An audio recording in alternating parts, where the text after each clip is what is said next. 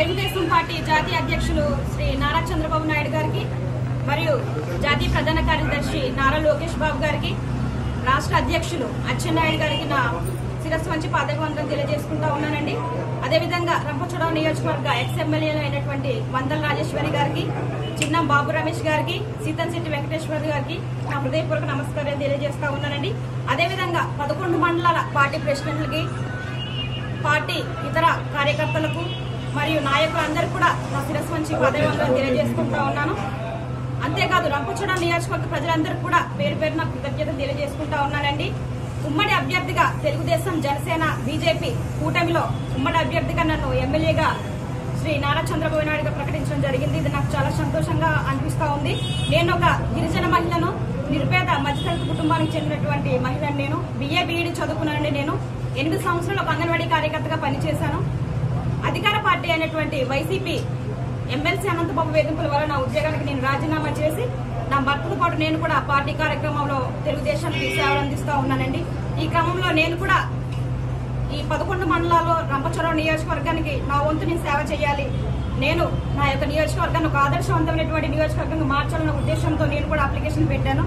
ఆ విధంగా నన్ను గుర్తించి శ్రీ నారా చంద్రబాబు నాయుడు గారు నాకు ఈ అవకాశం ఇవ్వడం వల్ల నేను చాలా సంతోషంగా ఉన్నాను. ఒక మధ్యతరగతి కుటుంబానికి ఆయన ఇంత విలువిచ్చారు. నన్ను గుర్తించి ఈ అవకాశం ఇచ్చినటువంటి చంద్రబాబు నాయుడు గారికి నా పేరు శిరస్సు వంచి నమస్కారం తెలియజేస్తా ఉన్నానండి. 11 మండలాల్లో ఉన్నటువంటి ఈ గిరిజనేతలు పడుతున్నటువంటి ఇబ్బందులన్నీ కూడా నాకు అవగాహన ఉంది. వాటిపై నేను ఖచ్చితంగా పోరాటం చేస్తాను. నియోజకవర్గాన్ని బాగు చేయడానికి నా వంతు కృషి చేస్తానని కూడా ఈ సందర్భంగా నేను తెలియజేసుకుంటా ఉన్నానండి.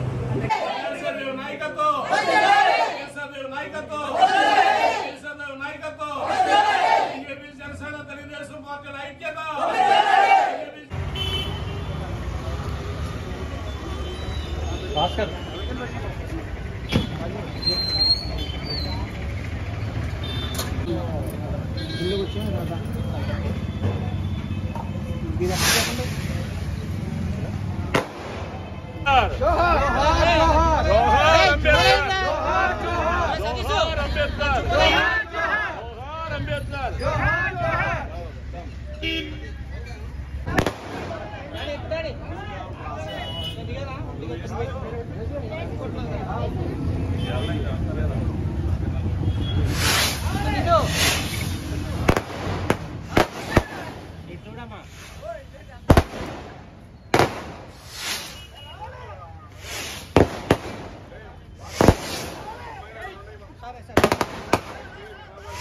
ఒకే వీడియోలు ఉంటాయి.